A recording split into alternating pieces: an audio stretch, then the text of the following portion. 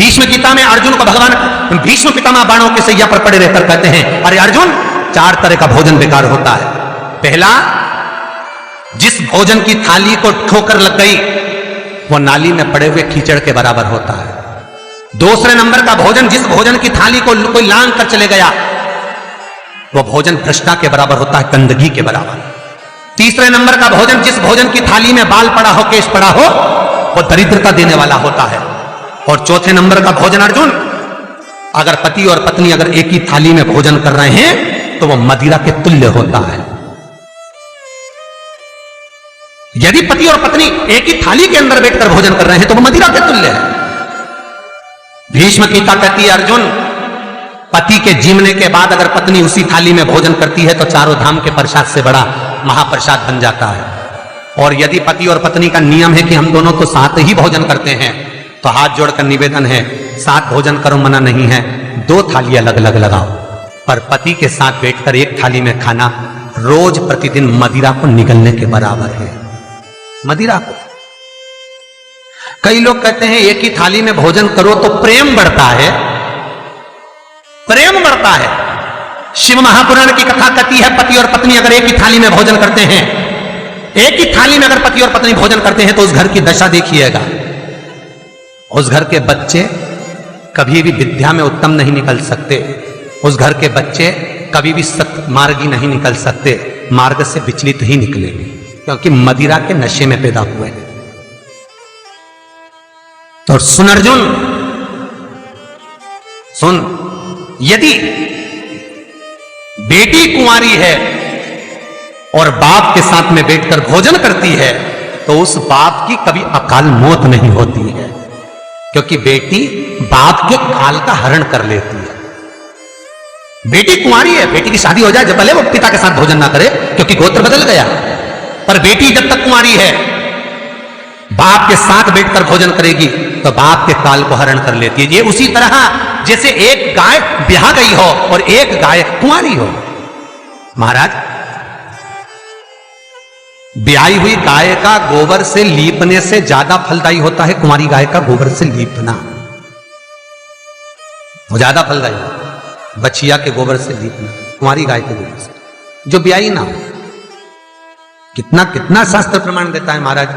कई लोग दुखी भी हो रहे होंगे आज हमारी कथा सुनकर कि भगवान गुरु जी आपने कह दिया कि एक थाली में भोजन मत करो और हम तो इतने साल से करते हुए आ रहे हैं और अलग अलग करेंगे और ऐसा और वैसा। कई लोग तो चैनल ही बंद। शिव महापुराण की कथा कहती है, यदि आप भगवान विष्णु के मंदिर गए हो, सत्यनारायण भगवान के मंदिर गए हो, राम मंदिर गए हो, कृष्ण मंदिर गए हो, दत्त मंदिर गए हो, किसी भी देवता के मंदिर में जाते हो, वहां का प्रसाद आप 15 दिन 20 दिन तक रख सकते हो, पर शंकर का प्रसाद रात भर नहीं रखाता। क्यों? क्योंकि शंकर का प्रसाद एक दोपहर संध्या तक आपका है। रात्रि को 9:15 तक शंकर का प्रसाद आपका है साहब। शंकर भगवान ने जब 12 की रचना करी थी, घड़ी की रचना भगवान शंकर ने करी, तिथि और समय की रचना भगवान शंकर ने करी। एक एक घड़ी, एक एक पल, एक एक तिथि, एक एक नक्षत्र, समय, पल, सबकी रचना शंकर करें। हमारे हर एक वीडियो से सबकी रचना से। इसीलिए तो शास्त्र कहता है ना, लिंग पुराण वर्णन करती है, नर्मदा पुराण कहती है, शिव महापुराण की कथा कहती है, जब व्यक्ति को कोई भारी रोग हो जाता है, कोई कैंसर जैसी बीमारी हो गई, कोई किडनी ही खराब हो गई, कोई लीवर ही बेकार हो गया, कोई बड़ी बीमारी हो गई, तो आप किसी ब्राह्मण से पूछेंगे कि पंडित जी हमको शंकर भगवान का अभिषेक करवाना है, कौन सा टाइम करवाना चाहिए? तो उसका भी समय शिव महापुराण निश्चित करती है, उसका भी समय हमारे लिंग पुराण निश्चित करती है, उसका भी समय नर्मदा पुराण निश्चित करती है। तो कौमार खंड के अंदर शिव महापुराण के वर्णन करा गया कि 9:15 रात्रि को कोई बीमार व्यक्ति का यदि उसके हाथ से अभिषेक प्रारंभ कराया जाए या उसके ही कुल का, उसके ही गोत्र का व्यक्ति शंकर का अभिषेक करता है और शंकर के नाम का स्मरण करता है, तो वो अभिषेक तो करे, साथ में जो मनोरथी है, यजमान है, वो महामृत्युंजय मंत्र का जाप करे, तो कहते हैं रोग समाप्ति की ओर आना प्रारंभ हो जाता है। रोग समाप्ति की ओर आना, रोग समाप्ति की ओर पहुंचना भगवान शंकर। कि पावन कथा कहती है एक कलश के अंदर महाराज दूध ले लीजिए, उसमें काली तिल्ली डाल लीजिए, थोड़ा सा आंवला, सूखा आंवला बाजार में मिलता है, उसको डाल दीजिए। बाजार में अगर गीला बीला मिल जाए, बीला का फल, बेलपत्री में जो फल लगते हैं बीला का गुर्दा, बीले के अंदर का भाग, अगर बीला नहीं मिले तो बाजार में सूखा बीला मिलता है, उसको पानी में गला कर उसको पीस लो, पीस कर उसका उपटन बना लो, पीस के उसको एक कटोरी में ले लो। उस उपटन को, जल के पात्र को, जो व्यक्ति घर में बीमार रहता हो या जिसको बुखार ज्यादा चढ़ रहा हो, उतर नहीं रहा हो, निमोनिया जैसी बीमारी हो, बड़ी से बड़ी बीमारी भी अगर आपको घेरी हुई है, तो आप अपने हृदय चित्त से स्पर्श कराकर, कोई पलंग पर पड़ा हो तो उसका हाथ का स्पर्श करा लो, जो स्वस्थ है उसके ऊपर से उतार कर भगवान शंकर को ले जाकर वो बीले का उपटन शिवलिंग पर लगा दे, और जो जल है वो शंकर जी को समर्पित करें। कौन सा मंत्र बोलना है? उस मंत्र का स्मरण आप सब प्रेम से करें।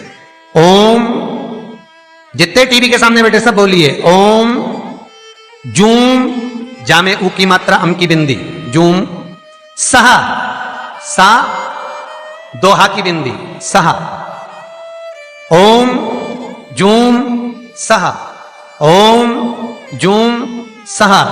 इस मंत्र का जाप करते हुए जो दूध चढ़ा देता है उपटन लगाकर, उसकी बीमारी, उसका रोग समाप्त हो जाता है।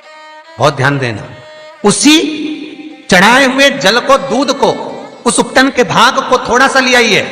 जिस बच्चे को निमोनिया की बीमारी है, जिसका बुखार नहीं उतर रहा हो, उसके मस्तक पर लेपन कर दीजिए, हृदय चित्त पर लगा दीजिए महाराज। उसके बाद में उस बच्चे को वस्त्र से, गीले वस्त्र से पोंछ दीजिए, उस वस्त्र को झटकार दीजिए, बच्चे का बुखार 10 मिनट के अंदर उतर जाएगा। ये कभी भी कर सकते हो, ऐसा कोई दिन निश्चित नहीं है, कोई तिथि निश्चित नहीं है। जब बुखार आए, जब स्वास्थ्य ज्यादा गड़बड़ हो जाए, तब करिए। मंत्र का जाप करते हुए ओम हूम ओम जूम सहा, इस मंत्र का बस स्मरण करना है। ओम जूम सहा मंत्र का स्मरण करिए और शिव की आराधना करिए। ये वो औषधि है जो सती माता ने भगवान शंकर से विवाह के प्रथम में प्राप्त करी है। यदि कहीं से 5 मुखी रुद्राक्ष मिल जाए और 5 मुखी रुद्राक्ष को तांबे के कलश में जल भरकर उसमें डाल दो, किसी चम्मच से उस रुद्राक्ष को निकाल लो आधे घंटे डालने के बाद, महाराज शमी का एक पत्ता, शमी पत्र, और शमी का एक पत्ता ले जाकर, शमी पत्र को ले जाकर शिवलिंग पर रखकर 5 मुखी रुद्राक्ष का जल अपनी कामना कर कर, अपनी मन की कामना कर कर, सोमवार के दिन जो व्यक्ति समर्पित कर देता है, उसकी मनोकामना भोलेनाथ 3 महीने में पूरी कर देते हैं। शमी पत्र समर्पित कर कर 5 मुखी रुद्राक्ष का जल, मनोकामना।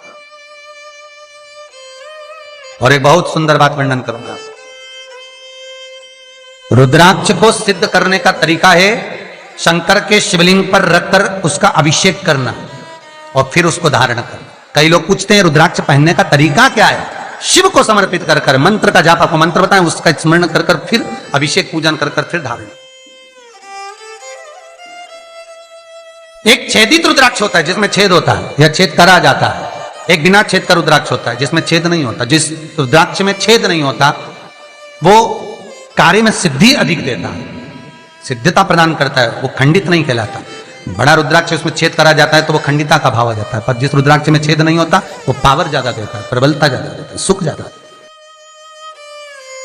श्री शिवाय नमस्तुभ्यं, श्री शिवाय नमस्तुभ्यं, श्री शिवाय नमस्तुभ्यं।